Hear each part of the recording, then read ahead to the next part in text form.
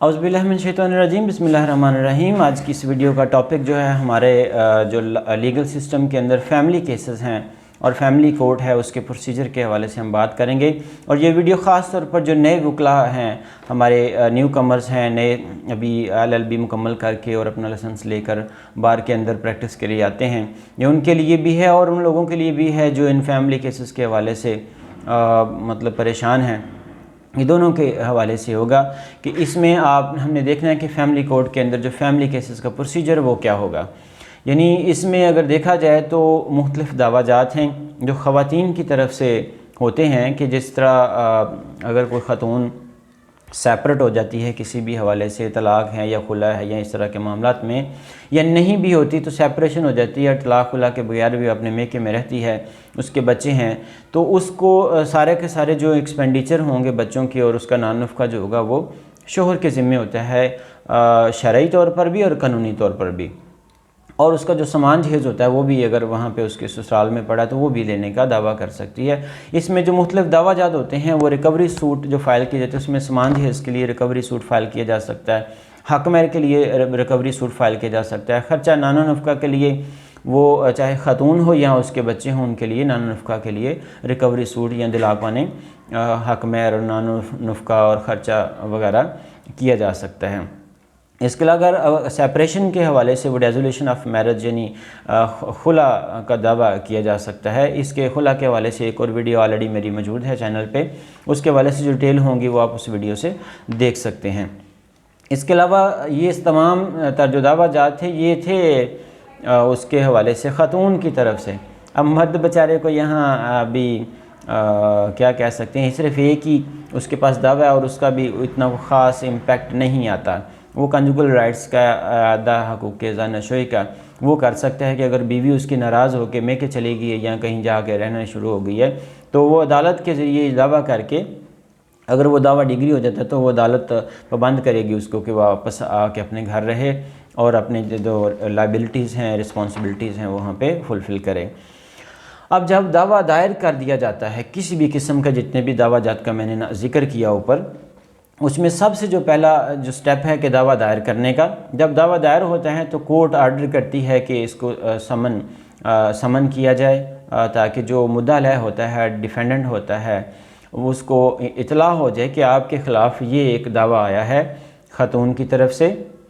या मर्द की तरफ से, तो आके यहाँ अपना पेश हों और यहाँ पे पेश होकर अपना मौक़िफ़ तहरीरी तौर पर रिटन स्टेटमेंट की सूरत में दें। उसको हम जवाब दावा कहते हैं। और जब जवाब दावा आ जाता है, जवाब दावा आने के बाद रिकन्सिलेशन के लिए भी कोर्ट टाइम देती है कि दोनों पार्टीज़ आपस में बैठ के अगर उनका तस्फ़िया किसी बात पर होता है तो वो आपस में ख़ुद ही आउट ऑफ द कोर्ट बैठ के कर लें।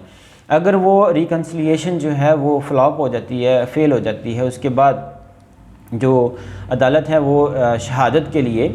पाबंद करेगी कि जो मुद्दई है या मुद्दइया है या प्लेंटिफ जो है वो आके अपनी शहादतें जो गवाहान हैं वो पेश करे जो उसके दावे की तईद करेंगे और उसके दावे की तस्दीक करेंगे। यानी अपने हक़ में जो उसके गवाहान की फ़हरिस्त दी होती है, 1 या 2 या 3 या 4 जितने भी होते हैं,